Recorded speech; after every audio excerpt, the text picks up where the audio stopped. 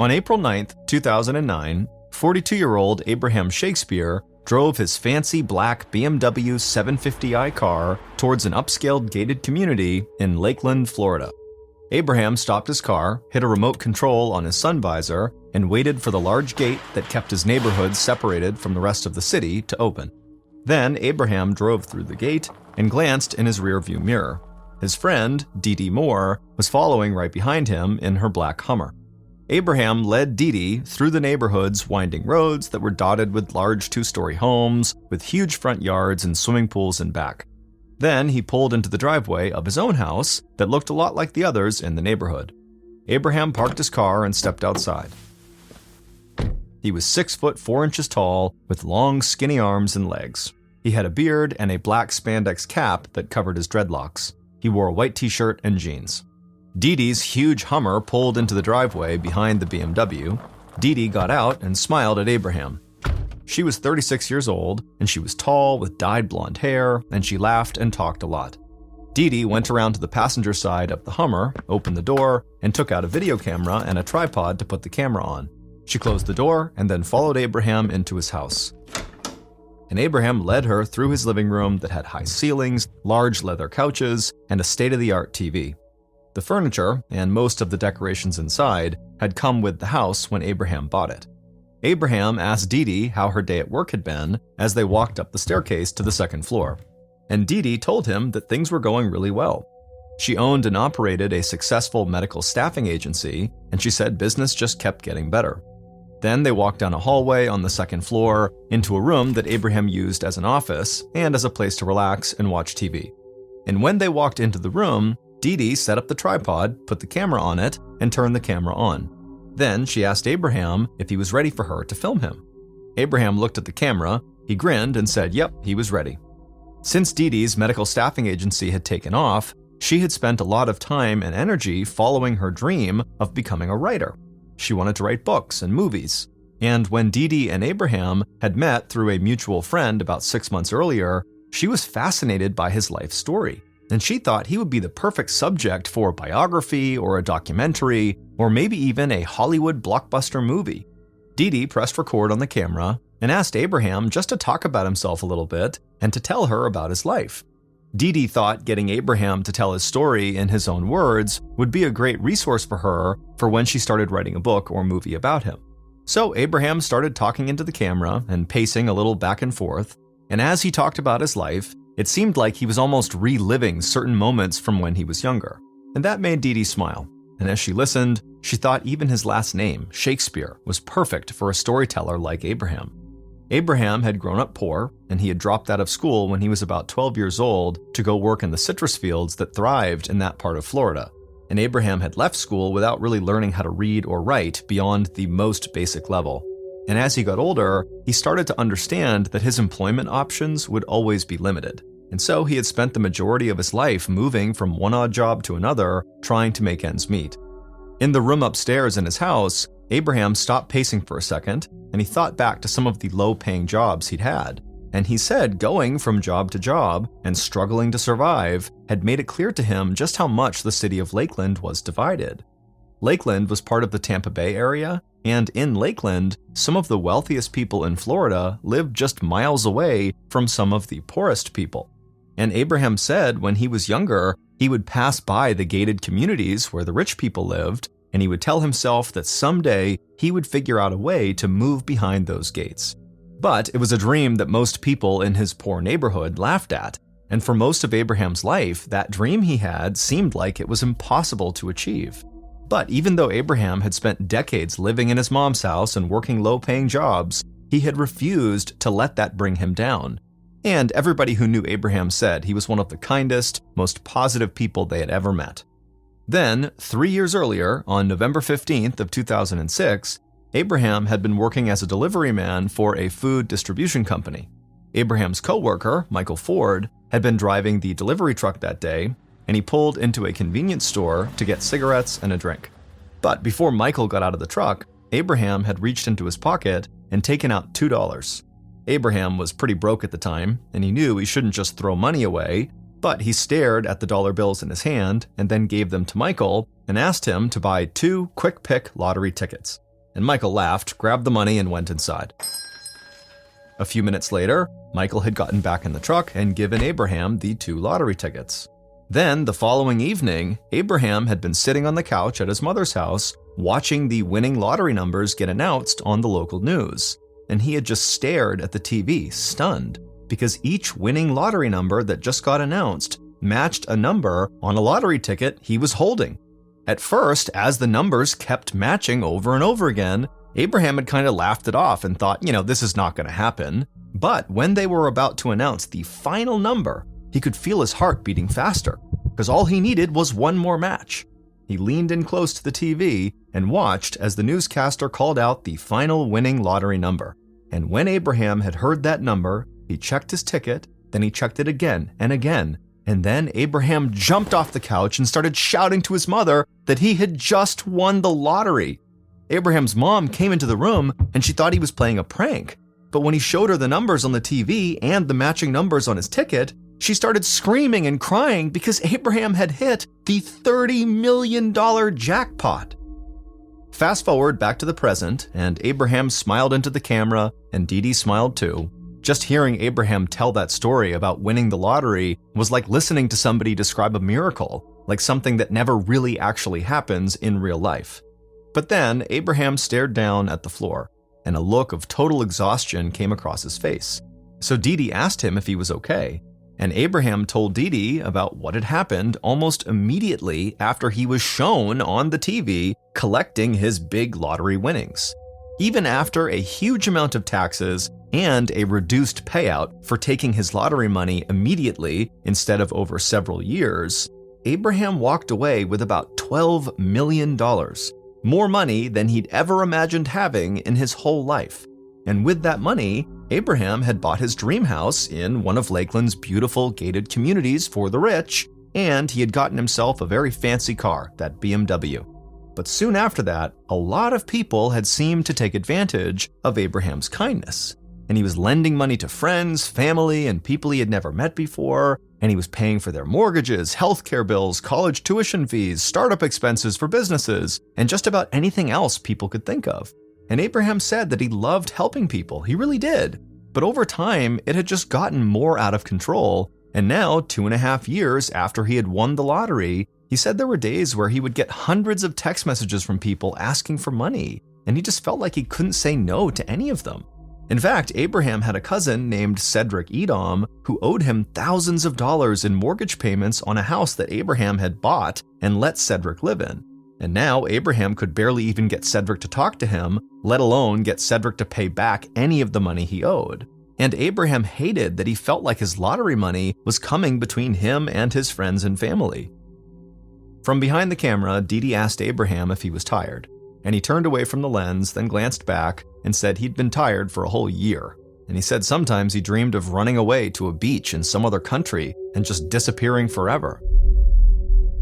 Not long after that, Dee Dee stopped recording. She could tell Abraham was getting upset, and she felt for him. She hadn't won millions of dollars, but she said when her business had taken off, she had her share of people coming out of the woodwork asking her for money, and she knew that even for someone who was as good of a person as Abraham, that pressure could take its toll. And so Abraham and Dee Dee had talked for a little while longer, but not for the camera. And then at some point, Abraham looked around the room and then stared out the window at his sprawling yard. Abraham lived in a place he'd once dreamed about, and now all he wanted to do was get as far away from that house as possible. And after this day, April 9th, 2009, when Abraham and Dee Dee chatted and Abraham spoke for the camera, Abraham just kind of disappeared. And in the days and weeks following this day, Dee Dee, Abraham's mom, and some of his other close friends and family did get occasional text messages from Abraham, but nobody saw him or talked to him on the phone. And in the text messages he sent, Abraham always said that he was doing fine and he just wanted to be left alone, but he never said where he actually was. And so Abraham's apparent decision to just leave without telling anyone really upset his mom. They had always been really close, and she had talked to Abraham almost every day for his entire life. So now only getting a few text messages from him every now and again with kind of sparse information about what he was doing and where he was very difficult for her to deal with. But like Dee Dee, Abraham's mom had seen up close how people constantly came to Abraham for money and how that really weighed on him. And she knew Abraham had started to imagine himself walking on a beach where nobody knew who he was and where nobody would bother him. And so Abraham's mom and his other family and friends didn't try to find him. They just kind of respected that he really just wanted space. But then, fast forward to November 9th, 2009, 7 months after Abraham was last seen by anybody close to him. And on that day, Detective Dave Clark of the Polk County Sheriff's Department was sitting at his desk looking at a report that didn't make sense to him. The Sheriff's Department had gotten a call from Cedric Edom, Abraham's cousin who owed him thousands of dollars. And Cedric had said that his cousin had been missing since April and he wanted to file an official missing persons report. Detective Clark, who had short blonde hair and a goatee, looked really young, but in reality, he had been in law enforcement for years, and he had experience with almost every kind of case. And Clark had a reputation for being one of the best listeners and one of the most objective officers in the entire department. In fact, during interrogations, Clark was known to give suspects every chance to tell their side of a story because he genuinely believed in the assumption that people were innocent until proven guilty. But as much as Clark had seen over the years, and as much as he tried to give people the benefit of the doubt, something about this missing persons report felt really strange to him. If this man was missing, why had his friends and family waited 7 months to tell the police? Clark leaned back in his chair and read over the report again. And this time, when he read the missing person's name, his eyes went wide. He grabbed a piece of paper and pen and started writing down some notes. Because Clark remembered something that he hadn't thought of in years. Clark knew who Abraham Shakespeare was, because after Abraham had hit the lottery jackpot back in 2006, news stations in the area covered what they called Abraham's rags to riches story over and over for weeks. So Clark now knew he was dealing with a potentially missing person who was worth millions and millions of dollars. And when that much money was involved, there was always the possibility of foul play. And so Clark wanted to get to work on this case right away. And he wanted to start his investigation with the man who had filed the missing persons report, because Clark was interested in finding out why, after all this time, Cedric had now decided to come forward and track down his cousin. A few hours later, Detective Clark led Abraham's cousin, Cedric, into an interrogation room at the Sheriff's Department, and Cedric was combative almost from the moment he walked in. He told Clark he didn't understand why he was being questioned, and he said he was the only one who seemed concerned at all about Abraham. But Clark just smiled and asked Cedric to sit down with him at a small table in the cramped, bright room. And then Clark said that they had contacted Cedric and asked him to come in because he was the one who had contacted them. And the police really just wanted to know what was going on with Abraham that had concerned Cedric enough to get in touch with authorities. Cedric took a breath and tried to calm down, but it didn't work. And in a very angry voice, he launched into an attack against a bunch of Abraham's friends, including Dee Dee Moore, and he said they were all really greedy people who took advantage of Abraham. And then Cedric said he was almost positive that one of them had killed Abraham and taken off with his money. Clark listened and let Cedric talk for as long as he wanted. And Clark thought it was a little weird how quickly Cedric had jumped to the conclusion that Abraham had been murdered, but Clark didn't mention that. And when Cedric finally stopped talking, Clark smiled and talked to Cedric almost like they'd been friends for years. Clark said he'd done some research right after getting the missing persons report, and so he knew that Cedric owed Abraham thousands of dollars in mortgage payments on a house that Abraham had bought for him. Cedric shook his head, and the anger in his voice came right back. And he said he loved his cousin, and he reiterated that he was the only one doing anything to find him. By the end of the interview, Clark was even more surprised than he had been by the missing persons report. He didn't have enough evidence to hold Cedric, but he thought if something really had happened to Abraham, Cedric had to be at the top of the suspect list. Here was a guy who hadn't said anything for 7 months, who owed Abraham thousands of dollars, talked about a potential murder, and then immediately tried to put the blame on other people. So Clark couldn't shake the feeling that Cedric might have contacted police in an attempt to cover his own tracks in some way. But Clark was going to remain objective like he always did, and even if he was potentially connected to Abraham's disappearance, there was also a chance that he was telling the truth. And so maybe there really were friends of Abraham who were out to get his money in any way possible. So later that day, the sheriff's department subpoenaed the cell phone company in order to get a detailed account of Abraham's cell phone records. But Clark knew that could take a while, so he dug further into some of Abraham's financial records, and the list of people who owed him money was astonishing. In the 3 years since Abraham won the lottery, he had loaned millions of dollars to people. And this was just in the form of property expenses, medical bills, educational costs, and other loans that had a clear paper trail. But Clark figured Abraham must have also been handing out money to people in his everyday life that he had not kept records of. So, tracking down all the people who owed Abraham money would take time and resources. Clark was willing to do whatever it took, but he still had no evidence, other than Cedric's word, that Abraham was actually missing. Clark needed to get a better idea of what was happening. So, he decided to talk directly to one of the people that Cedric had been eager to blame for Abraham's disappearance, Dee Moore.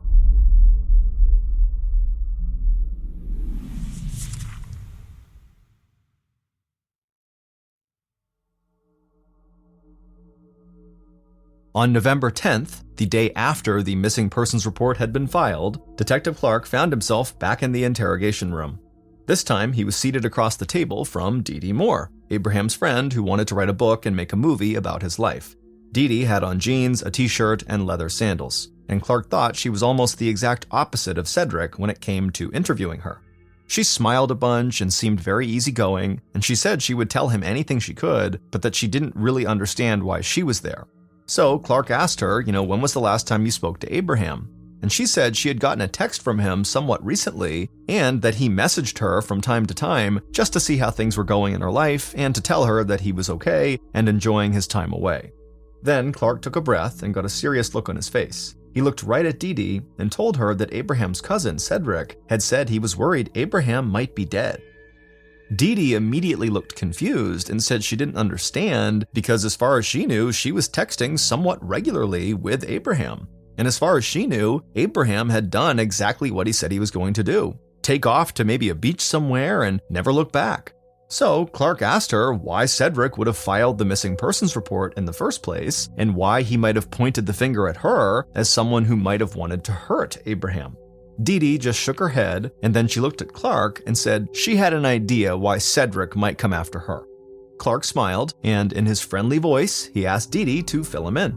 And Dee said that she and Abraham's mom were two of the only people in his life who had pushed Abraham to follow up with everyone who owed him money and make them pay him back. They said it was one thing to be a kind person, but it was another to get taken advantage of. And they told Abraham that just because someone was family, it didn't mean they were entitled to get anything they wanted from him. Clark nodded and asked if that had caused problems in Abraham's life, having people like Cedric around. And Dee's voice got a little louder and rougher, and she said Cedric preyed on good-hearted people. And she knew that as much as Abraham wanted to see the best in others, Cedric would never pay him back a dime. Detective Clark and Dee spoke for a little while longer, and then Clark thanked her for her time, and after she left, he went back to his desk to look at his notes from both of the interviews he'd conducted over the past couple of days. And as he did that, all he could think about was how badly he wanted to see Abraham's cell phone records. Because Clark still didn't know if Abraham was dead in a ditch somewhere, like Cedric wanted him to believe, or if Abraham was just sipping pina coladas on a beach without a care in the world. In the days following his interview with Dee, Clark kept digging into Abraham's financial records, and he and other members of the investigative team met with Abraham's friends, family, and as many people who owed him money as possible. But Clark also discovered something new that caught his interest. Michael Ford, Abraham's coworker who had used Abraham's money to buy the winning lottery tickets, had filed a lawsuit about a year after Abraham had won the lottery. In that lawsuit, Michael had argued that because he was the one who actually bought the tickets for Abraham, he was entitled to at least a cut of the winnings. But Michael had lost his case in court, and Clark wanted to know if maybe Michael held a grudge against Abraham. So Clark pursued this new potential lead. But he discovered that Michael and Abraham had pretty much lost touch once the trial started, and Abraham had even stated publicly that he didn't blame Michael for doing what he did. and he said he would have been willing to give Michael hundreds of thousands of dollars if Michael had just asked him instead of going directly to the courts. Now, none of this ruled out Michael as a suspect in Clark's mind, but there was no evidence putting Michael anywhere near Abraham in the days and weeks before Abraham had apparently disappeared. So Clark knew he needed to keep looking elsewhere. And Clark still felt like he was in the middle of one of the most bizarre cases he'd ever dealt with, because no evidence had surfaced that suggested anything violent or against the law had even happened to Abraham. There was no body, there was no signs of distress at his house, and friends and family kept getting text messages from him. So Clark kept reminding himself that Abraham was a guy with the financial means to truly just disappear if he wanted to. But then, at the end of the month, something happened that would turn Detective Clark's attention back to one suspect in particular. On a day in late November, Abraham's mom contacted Detective Clark and said she had something to show him. So Clark drove out to her house, and Abraham's mom met him at the door and invited him inside. The house was warm and comfortable, and being there, Clark felt even more of an urge to discover where Abraham was, just so he could put Abraham's mom's mind at ease. Clark thanked Abraham's mom for calling him and for welcoming him into her house. Then she led him into the living room and picked up an envelope from the coffee table. She opened it and showed Clark a greeting card with a Christian cross on the front. And she said when she'd gotten this card, there had been a $100 bill inside of it. She handed the card to Clark and he opened it, and he saw a scribbled note that said, "I'll be home soon," and Abraham's signature underneath. And Abraham's mom said that even though her son had trouble writing, he had always made sure he could sign his name, and she recognized that was definitely his signature on the card. Abraham's mom told Clark that she had gotten the letter about 2 months earlier, but she had forgotten about it. She said she was sorry she had not shown it to him sooner. Clark said that was totally fine, and that he was grateful that she was showing it to him now. And he picked up the envelope that the card had come in, and he squinted his eyes, almost like he was trying to look for something that wasn't there, because there was no stamp or address on the envelope, and it didn't look like it had been mailed from anywhere. So Clark asked Abraham's mom how she'd actually gotten the letter, and she told him her nephew, Abraham's cousin, Cedric, had hand-delivered it. Just hearing that made Clark feel like his investigation had gone right back to where it started. Then, without Clark saying anything, Abraham's mom said that even though Cedric was her nephew, she didn't always trust him. And she didn't necessarily believe he was just trying to do right by Abraham by filing the missing persons report. And then she looked Clark in the eyes and told him all she really wanted was to hear from her son. If she could just hear his voice, she would know he was okay and everything would be fine. Clark said he understood, and he thanked Abraham's mom for all her help and told her he would keep her informed if he learned anything new. Then Clark went back to the station and he told other members of the investigative team that he wanted to keep looking into Abraham's cousin, Cedric, because giving Abraham's mom a card with $100 and Abraham's signature in it seemed like one more way Cedric could be trying to cover something up. And then Clark got some information that he was confident would break the case wide open. The phone company had come back and they provided police with a detailed history of text messages sent from Abraham's number. And something in those text messages stood out to Clark right away. And by December, Clark believed he was closer than ever to finding Abraham. On December 26, 2009, so a month and a half after the missing persons report was filed, Abraham's mother was relaxing on the couch at her house. Christmas had been a mixed blessing that year. She loved seeing friends and family for the holidays, but not having Abraham around just hadn't felt right. They had always spent Christmas together, and so the house kind of felt empty without him. But then her phone rang.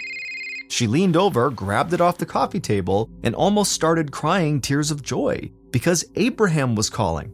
The connection wasn't great, but she could hear her son on the other line, and that was all that mattered. Abraham wished her a Merry Christmas and said he was sorry he hadn't called the day before. And Abraham's mom said that was okay and that she just wanted to know how he was doing. And he said other than dealing with a little winter cold, he'd been great. And he knew him leaving had been very hard on people, especially her, but he felt like he'd made the right choice. And he promised he'd be home soon, and when he did, he'd be much happier than when he left. Abraham's mom hung up the phone, and she felt better than she had in months. And she wanted to call everyone she knew to let them know the good news. She had finally heard from Abraham. She had heard his voice. But first, she thought she needed to tell the police. So she took a deep breath, collected herself, and called the sheriff's department. On December 26th, right after Abraham's mom had gotten this call from her son, Detective Clark was sitting at his desk. His phone rang, and he picked it up, and he could hear Abraham's mom almost shouting at him on the other line. She told him about the phone call she'd just received from Abraham and how happy she was, and so Clark thanked her for letting him know, he wished her a Merry Christmas, and then hung up. But then, he immediately made a call to the cell phone company so he could get a location on where Abraham's phone had been when he placed this call to his mother. And when Clark heard what they had to say, he shouted across the room to a fellow detective and told him they needed to leave immediately. Clark and this other detective ran out of the station. They climbed into an unmarked car, Clark sat in the passenger seat and the other detective drove, and before long they were peeling out of the parking lot and heading onto the street. It was a mild winter day in Florida, about 60 degrees Fahrenheit, but the sun was bright and Clark could feel himself sweating a little from the adrenaline rush. Minutes later, they pulled off the road and into a parking lot of a huge shopping mall. And when they arrived, Clark and the other detective saw the man they were looking for sitting in a parked car nearby. But before the detectives could get out of their car, the man they were looking for drove off, and so Clark looked over at the other detective and just said, "Chase him." So the detective peeled out of the mall parking lot and raced down the street after this man in the car. But the detectives realized they didn't have police sirens in their unmarked vehicle, so they couldn't signal to the driver that they were cops and they wanted to pull him over. So the detective just tried to stay as close to the man they were chasing as possible.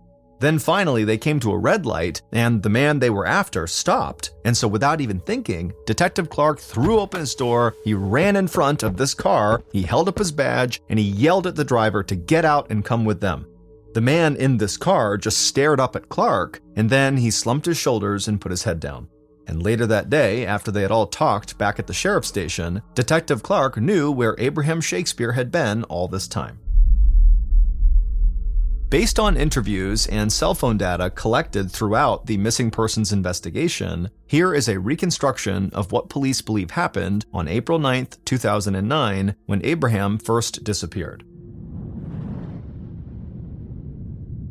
On that night, Abraham drove his car down a road in an upscale neighborhood in a town about 20 minutes away from his house in Lakeland.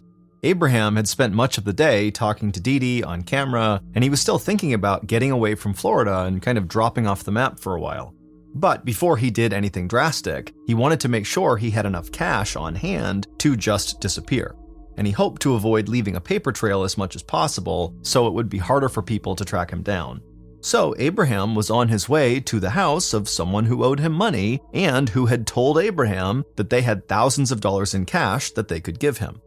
While Abraham wound his way through the neighborhood, the person he was going to see sat inside their house and waited for Abraham to arrive. And a few minutes later, they saw the headlights from Abraham's BMW outside. So they went to the front door, stood in the doorway, and waved to Abraham as he stepped out of his car. When Abraham got to the door, the person he was meeting with could tell that Abraham seemed down. But they said hopefully getting some cash would cheer him up. Abraham smiled and walked inside and followed this person through their living room and into a small home office. Abraham stood in the middle of the office, and the person he was meeting with walked across the room to a floor safe standing in the corner. Then that person crouched down, they entered the combination for the lock and opened the safe. And then they just waited there for a second. Abraham asked if everything was okay, and this person said, "Yep, everything's fine. I just need to make sure I grab the right amount of money." Then this person reached into the safe, slowly stood up, turned around, and aimed a gun right at Abraham. A look of fear came across Abraham's face, but before he could turn to run, the person shot him right in the chest, and blood began to stain his white t-shirt. Then the person fired again, and this bullet grazed Abraham's heart and perforated his lung. The shooter casually walked across the room and stood over Abraham, and they watched and listened as Abraham slowly died. Then the killer put the gun back in the safe. Then they went back to Abraham's body, crouched down, took his phone out of his pocket, and slipped it into their own pocket. Then they grabbed Abraham's legs and dragged him out of the room. Abraham was skinny, but he was very tall, so dragging him through the house was not easy. But eventually they managed to pull Abraham to the back door, and then they dragged him out into the backyard. A fence surrounded the yard, and it was totally dark out there except for some moonlight. So the killer did not feel like anyone could see them, so they didn't rush. They bent over, caught their breath, and then picked up a shovel that was laying in the grass. Then they started digging a hole in the middle of the yard. Finally, when the hole was deep enough, they walked over to Abraham's body, grabbed him by the legs, dragged him across the yard, and dumped him into the hole. Then they took the shovel and filled the hole back in.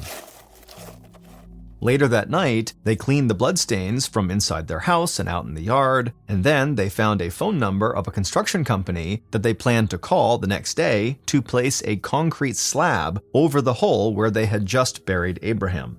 Then the killer went into the living room, hooked up their video camera to the television, and watched the recording they had made with Abraham earlier that day. Dee Dee Moore, Abraham's friend who was an aspiring writer, had murdered Abraham. It turned out that months before the murder, she had convinced Abraham to give her control of his finances, and she had promised to play the bad guy and collect money from all of Abraham's friends and family who owed him. And she even agreed to hold on to a large amount of Abraham's cash for him in her safe so he wouldn't be tempted to just hand it out to people who asked him for money. And because Dee Dee was a successful business owner, Abraham had believed she would be better at managing money and collecting debts than he could ever be. So he thanked Dee Dee for her help and put her in charge of millions of dollars in cash and assets.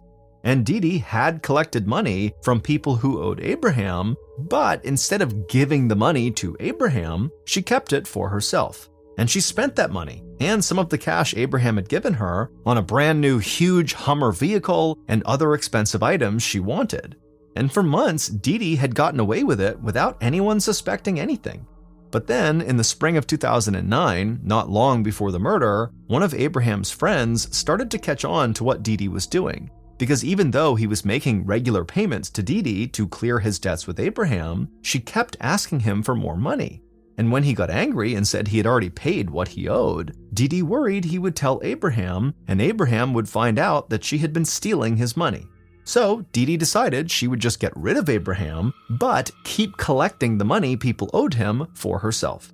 But in order to do that, she had to make it seem like Abraham was alive and just wanted his distance. And so when she filmed him on her camera, claiming it was for her book and movie, even though in reality she had no aspirations to write Abraham's story, she intentionally steered the conversation to how tired and frustrated he must be, and when Abraham talked about wanting to escape to a foreign beach, Dee Dee knew it was time to put her plan into motion. So she told Abraham to come to her house to get thousands of dollars in cash that she'd been holding for him in her safe, and when he arrived, she killed him and then used his phone to text his friends and family, and then she showed some of his friends and family the video recording of Abraham where he was talking about how he wanted to leave Florida and go to a beach somewhere and just kind of disappear and be left alone. And so naturally, his friends and family believed that that was what happened to Abraham. He had chosen to kind of go away. And Dee Dee almost got away with it. But once Abraham was dead, Dee Dee became relentless in her pursuit of his cousin Cedric, and she called Cedric and came to his house all the time, demanding he pay back all of the money he owed Abraham, and Cedric just wasn't going to do that. And so finally, Cedric got fed up with Dee Dee, and he filed a missing persons report. Now, Cedric did not actually believe that Abraham was dead, but by alleging that he had been murdered and pointing at Dee Dee as potentially the murderer, he knew that would launch a police investigation into Dee Dee, and that would get her off of his back for at least a while. And when Detective Clark got a record of Abraham's text messages, he was shocked at how well written and how formal they were. After all, he knew that Abraham still struggled with reading and writing. Then, when Abraham supposedly called his mother on the day after Christmas, Detective Clark got confirmation that what he believed had been going on was going on. Somebody in town had been using Abraham's phone and had been pretending to be him.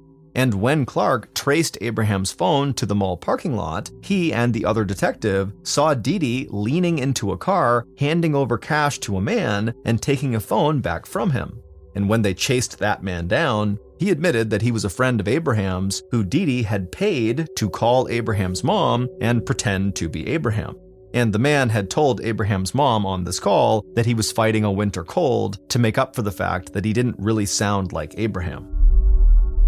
Not long after that, Abraham's cousin Cedric came back to the sheriff's station, and he admitted that someone had paid him to deliver the greeting card that Abraham supposedly wrote to his mother.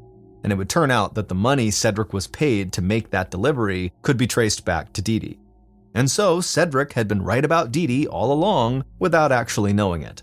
With all of this new information, and with Abraham's phone records, police determined that every text message that had been sent from Abraham's phone since he disappeared had actually been sent by Dee Dee. And eventually, they learned that Dee Dee had hired a construction company to lay a concrete slab down in her backyard. So, on January 27, 2010, over 9 months after Abraham's murder, police went to Dee Dee's house, and they broke up the concrete slab out back, dug up the ground underneath, and found the skeletal remains of Abraham Shakespeare. And pieces of the t-shirt and jeans that Abraham had been wearing in the video that Dee Dee recorded on the day she killed him were still clinging to his bones. Dee Dee was found guilty of murder and sentenced to life in prison without parole. Abraham was given a proper burial, and his family was finally able to grieve. And his murder helped lead to a new Florida law that keeps the identities of large jackpot lottery winners private for 90 days. And in a telephone interview from prison, Dee Dee surprised reporters and said she strongly supported this new law.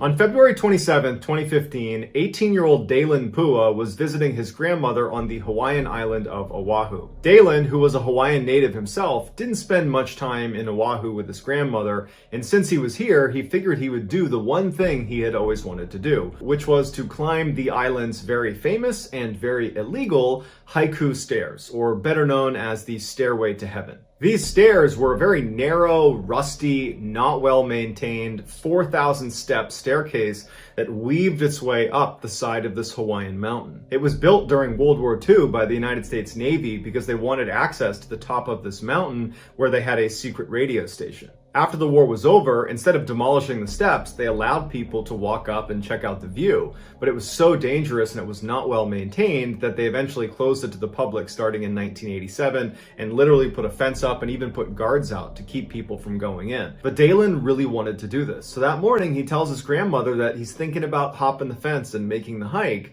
And his grandmother's like, that's a horrible idea. Not only is it dangerous, but they're going to fine you thousands of dollars if they catch you doing that. Dalen backed down from what he said, and he said, okay, I won't go. And he kind of played it off like, I'm not going to go on this hike.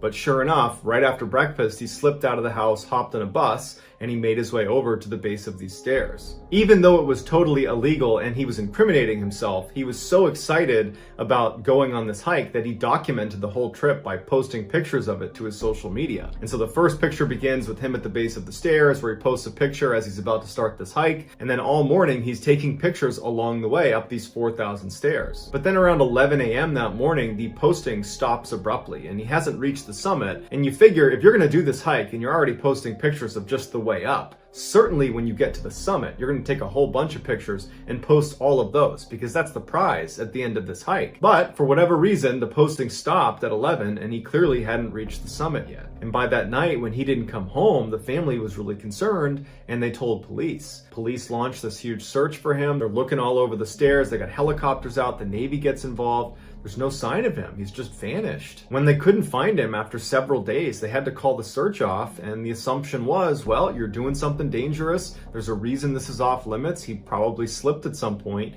and fell down the mountain. That's why this is off limits. It's not safe. But when people reviewed some of his last photos that he had posted to social media, they noticed something in this picture. This shot looks like he's just taking a picture of the dense forest around the stairs. But if you look more closely, there is a man very clearly crouched down a little ways down the trail that appears to be hiding. And many people believe that that guy was following Dalen and at some point attacked him. That Dalen didn't fall off the mountain, he was abducted or killed. To this day, Dalen has never been found and that mystery man has never been identified.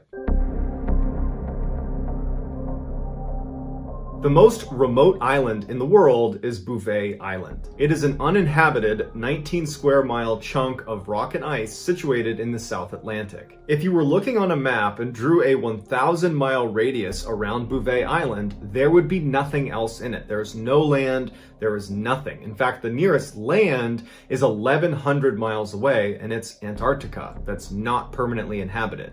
The nearest permanently inhabited land is South Africa, and that's 1,600 miles away. The island is so far away from anything that in 1979, Israel and South Africa dropped 2 nuclear bombs on it, and nobody noticed. The only reason anybody found out about it is because a US satellite happened to be looking in its direction, and it saw 2 bright flashes of light, and they were like, I wonder what that is. And then it turned out to be nuclear testing. For the very few people that have gone to Bouvet Island, you can't just take a ship there or a boat there, because all around the edges of this island are these jagged ice cliffs, and then the water is treacherous down near the edge of these cliffs with very strong currents. If you were to fall in, you'd get sucked up and probably underneath some of these rocks, and then you're done for. So nearly anyone who's stepped foot on Bouvet Island has taken a helicopter and flown the long, sketchy flight, hoping you don't hit a storm because you can't land anywhere. You're in the middle of nowhere with no land, all the way to Bouvet Island. And then anyone that's been on Bouvet Island only stays for like a few minutes because they're so worried about a storm rolling in.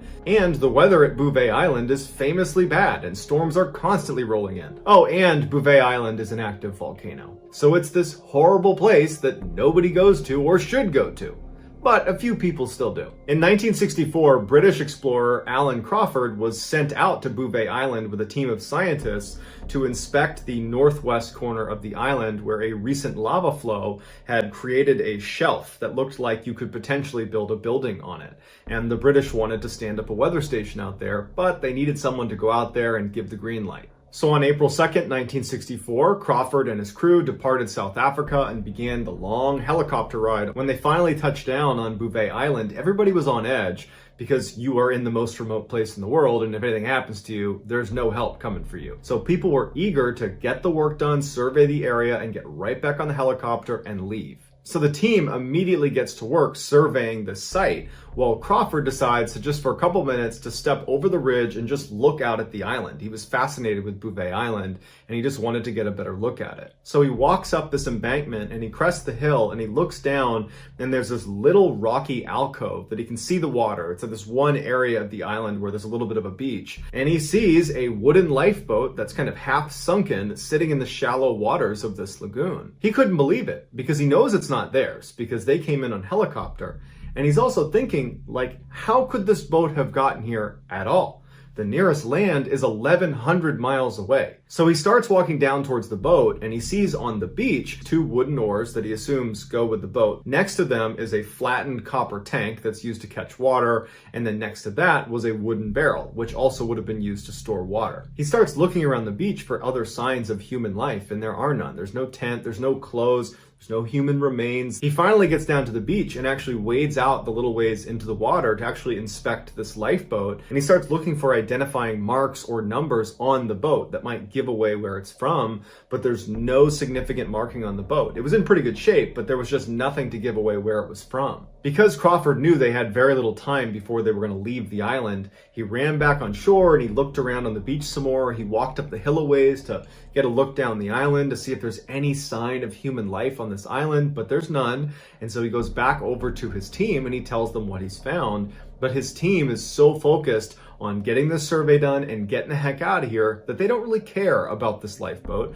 And they say, you know what, it probably washed up from some shipwreck or something. There's probably some explanation for it. Let's just get this done and get out of here. Crawford feels a little bit frustrated because he's fascinated by what he's just found and he wishes they were too. So he just walks back over the hill and he takes his camera out and he takes a picture of the lifeboat. After that, he hopped in the helicopter, flew back to South Africa, and he showed this picture to his superiors, and he was hoping they would launch some sort of investigation to see who was out there. But much like his team, who didn't care when they were already at Bouvet Island, his superiors, who were thousands of miles away from Bouvet Island, just didn't care very much. about some random lifeboat on some random island in the middle of nowhere. But 2 years after Crawford's expedition, another crew was sent out to Bouvet Island to survey the lagoon where this lifeboat was found, and the crew would report that they found the lagoon, but there was no boat, there was no barrel, there was no copper tank, there was no oars, there was nothing. It was as if it was never there. So while we don't know how the boat got there or how it left or who was on the boat and where they went, what we do know is at some point, some poor soul or souls were trapped on the most isolated and wretched island in the entire world. In central Texas lies a stunning natural wonder called Jacob's Well. It's this beautiful clear water spring that every summer when the weather gets really hot in Texas, people converge on Jacob's Well and enjoy swimming in the water. But it's not just for casual swimmers trying to avoid the heat.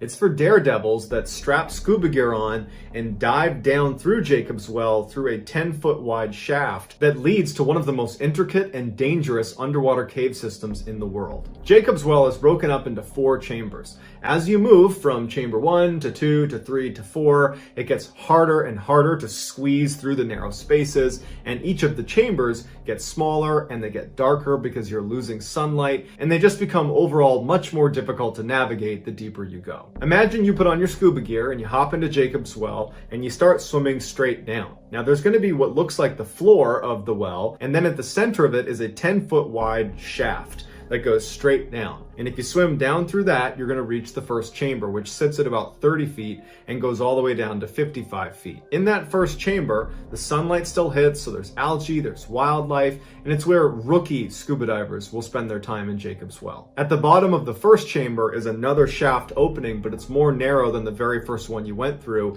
And that shaft, that tunnel, is actually what makes up the second chamber. And it brings you down all the way to 80 feet. So from 55 feet to 80 feet, you are in the second chamber, and it's basically a tube. Any diver that's going to be in Jacob's Well has to be aware when you are in the second chamber on your ascent to not go down the false chimney. The false chimney is this opening that looks exactly like the main exit out of the second chamber into the first chamber, but it's not. It's a dead end that loops around before you hit a wall, and you got to go all the way back out. So hopefully you have enough air at that point. The second chamber attracts novice scuba divers and intermediate scuba divers. You still have light coming in, but it's definitely more tight, it's more claustrophobic, and because of that false chimney, it's a little bit more hazardous going into the second chamber. If you continue down past the 80-foot mark, which is the bottom of the second chamber, there is a very tight squeeze that you can barely get through with your tanks on that will bring you into a very small room that is the third chamber. At this point, the sunlight is gone, and there's all the silt and loose gravel inside of the third chamber that if your fin so much as knocks it, it will float into the water and then it will blind you. The third chamber is only from 80 feet to 90 feet, so it's only 10 feet of water. Generally speaking, you only see expert divers going into the third chamber. At the bottom of the third chamber is this heavy metal grate that sits over this tiny little opening, and that is the opening to the infamous fourth and final chamber of Jacob's Well. No one can describe what it looks like inside of the fourth chamber because, one, as soon as you go in there, it's impossible not to kick up a ton of silt, so you're going in blind. But two, anyone that has attempted to go into the fourth chamber and maybe has been successful has died. There are literally divers that are deceased inside of the fourth chamber. And after about a dozen people died trying to get into that fourth chamber, they finally just sealed it up. But if you were to pry open that gate and go into the fourth chamber, you would have to remove your air tanks, push them into the fourth chamber, and then you'd have to wriggle your way through while keeping the mouthpiece in your mouth into the fourth chamber that, again, we don't even know what's in there. In 1983, 24-year-old college students Richard Patton and Clark McConnell entered Jacob's Well around 8:30 p.m. They were both experienced scuba divers. They were in an advanced scuba diver class with all the certifications for that. They had dove Jacob's Well before, and they wanted to check out the fourth chamber. They got in the water. They went through that initial shaft into the first chamber. They continued into the tunnel that was the second chamber. They wriggled their way into the third chamber, and they reached the gate. Using some equipment they brought with them, they were able to pry open this gate, and Richard Patton was the first one to go into the fourth chamber. He removed his tanks, and pushed them inside of this opening, and then he began headfirst to slither inside of this fourth chamber opening while Clark waited. And Clark would later say that as soon as Richard had pushed his way and had actually made it into the fourth chamber, Richard comes screaming up back out of the fourth chamber. And Clark realizes that he doesn't have a mouthpiece in. He doesn't have scuba tanks on. Richard is desperately trying to wriggle his way out on a breath hold because he's dropped his tanks, and he's reaching for Clark to help him get pulled through this hole, and he can barely get out of this hole. And as soon as he gets free, Clark takes his mouthpiece off and he jams it into Richard's mouth. And so they begin buddy breathing. One guy breathes while the other guy holds his breath, and then they reverse that back and forth, back and forth. That's not something you would do on a dive for a long period of time. It's an emergency procedure, and you need to get to the surface as soon as you can. So the pair calms down, they're buddy breathing, and they're making their way back up. They're leaving the equipment that they lost in the fourth chamber, and they're kicking their way up, and they get back into the third chamber. They make their way up into the second chamber. They're kicking it out, and then their heads hit the wall. And they realize they've gone down the false chimney, and what's even worse is they hear that awful ka-tung, which means you have no air in your tanks. Clark, who had taken a full breath before this had happened, he immediately turns and starts swimming and manages to get out of the false chimney and makes it to the surface before he drowns. But Richard wasn't as lucky. His final few moments were spent in total darkness with silt kicked up all around him. He's got no air, he's got no idea where to go, and he's desperately trying to swim up, but he keeps hitting the wall of the false chimney before ultimately drowning. When recovery divers went down to retrieve his body, they found him jammed up at the very end